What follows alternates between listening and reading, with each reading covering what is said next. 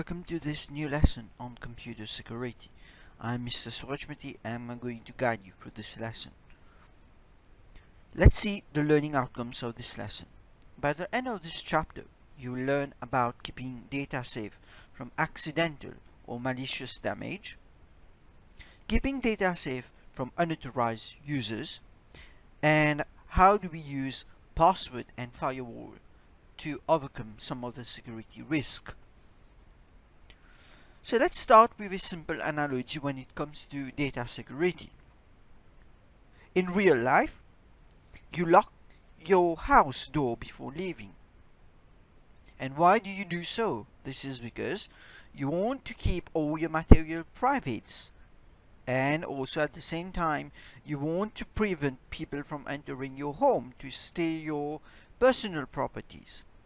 And that key provides a security for your home. Now, in the same way, when we speak of computer security, we speak about data security or information security. How do you keep your information and data in a secure form? And why do we need to ensure that data security is normally maintained? The need to keep data safe. You may have some personal data that you want to keep within your family or your close friends, or some commercial data such as your password for your bank accounts, or bank account password or PIN codes of ATM machine cards. And all of these must be kept safe to protect your money so that it doesn't lead to financial loss. Obviously, all of these data must be kept safe and safe from unauthorized users. Now, data can be damaged, can be corrupted in different ways. Like maybe you may use a hammer and destroy computers. This is also known as destruction to data. Now, why do we need to keep data safe? Like I've said, there are many forms of data that you want to keep safe. For example, your personal information, bank password, important files, and so on. Those data, they may be stolen, they may be deleted using some form of virus attack, they may be corrupted, changed, maybe the personal salary of someone want to revenge, they change their salary of their colleagues in a database and so on. Therefore, the data is corrupted. It may be destroyed by a virus, or it can be accidentally damaged from natural calamities. All of these, it's very important that we take security measures so that it is not destroyed by a virus, it is not accidentally damaged, it is not stolen, it is not deleted, and it is not corrupted. Now, how is data threatened? Most of the data, they can be attacked by malicious software or hackers, or they may be exposed to accidental damage.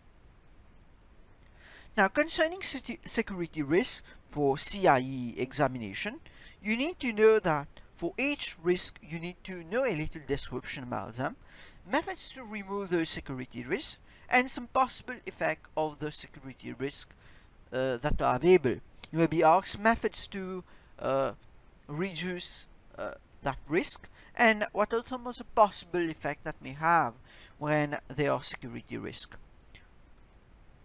Now let's come to the first security risk, which is hacking. You need to understand what is hacking first. Hacking is the act of gaining illegal access to a computer system. When I say illegal here, it means that unauthorized users are not supposed to gain access to a computer system because they will be exposed to data that they are not allowed. Now, hacking can be prevented using firewall. We will discuss firewall later on. It can be prevented using strong password and user IDs and using some anti-hacking software. Now, what will happen in case there is hacking? When a user gains illegal access to your computer system, he may gain some personal information, maybe your account details, and he may log in using your account details, username and password, and act as yourself, which is commonly known as identity theft. Now, it can also delete your data, it can change it, and it can also corrupt it. Let's look at a quick exercise on hacking. You have to state true and false.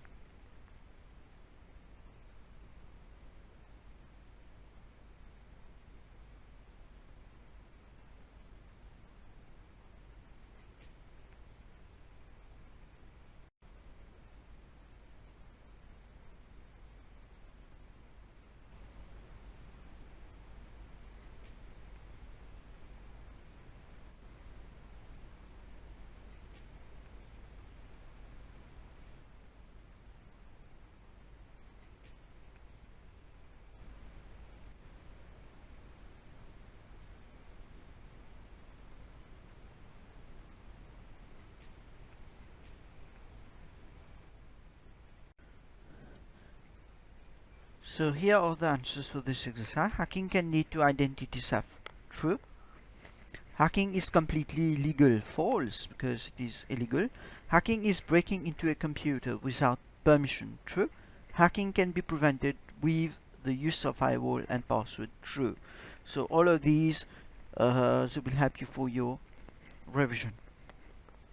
Now let's see a virus now, which is another security risk.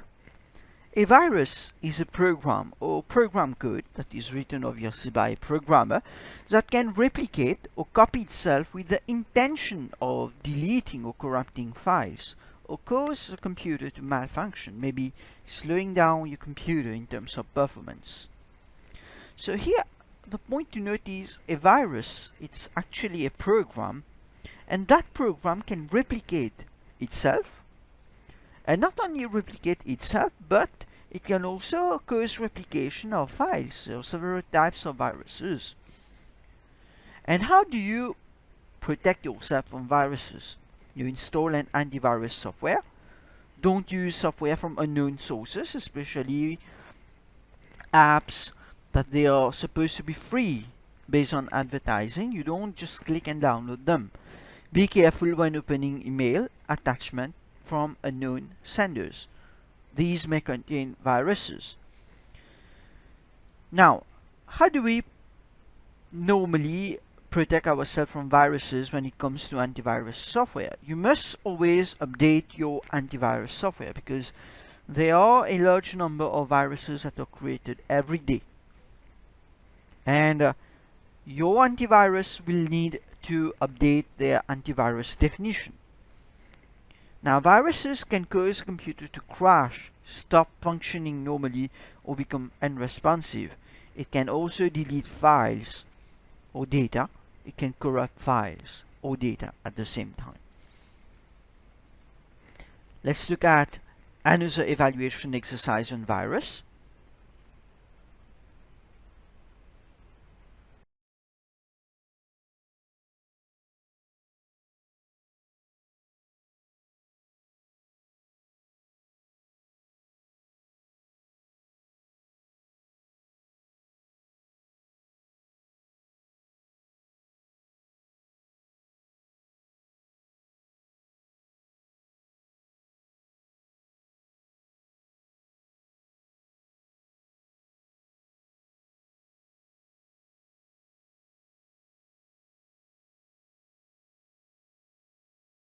Here are the answers for the following exercise.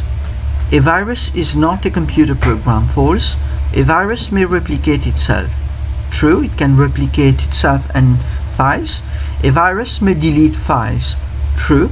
An up-to-date antivirus is not needed to protect ourselves. Yes, it is usually needed. Now let's look at phishing, but before phishing, let's look at how phishing happens. An attacker sends an email to the victim. Okay, this is the first step. The second step, victim clicks on the email, which looks like an original email from a bank, but unfortunately it is not really the original email from a bank. Now, it is redirected to a phishing website. This is where the attacker is going to collect victim's credential. As you can see, it collects the victim credential, and then the attacker can use the victim credential to access the website. Now, what is phishing? Phishing is sending out a legitimate looking email. As soon as a recipient clicks on a link in the email attachment, the user is sent to a fake bogus website. So as you can see, phishing happens when you have an email, okay, sent that look legitimate one, but it is not legitimate one. Now, many ISPs filter out phishing email. The user should be cautious when opening emails or attachment. And how are we really affected using phishing? The creator of the email can gain personal data such as bank account numbers from users when they visit the fake website. This can lead to fraud.